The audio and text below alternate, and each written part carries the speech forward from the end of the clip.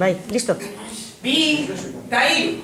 Kaixo lagunok, ni Lore naiz, eta gaur erakutzeko dizuet zelan ur zikinan esperimentua zelan egin. Behar materiala, hau da, botila bat erditik moztuta, area, zerrautza, ur zikina eta kotoia. Lehenengo jarriko dugu kotoia botilaren ahoan.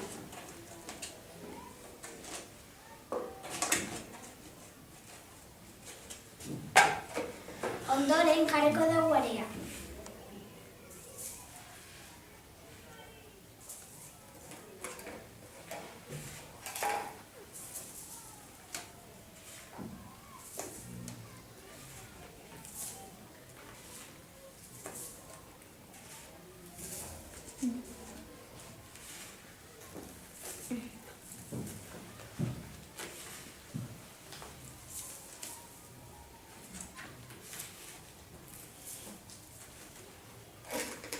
Ondoren zerrautza.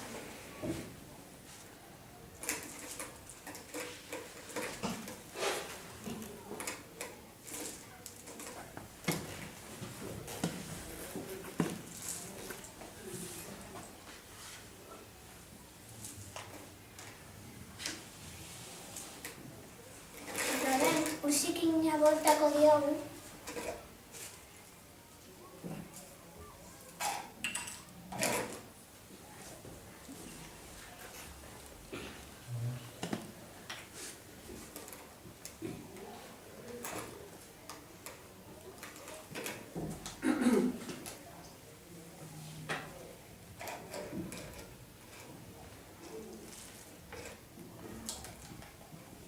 Eta ikusten duzuenez garbi ateratzen da.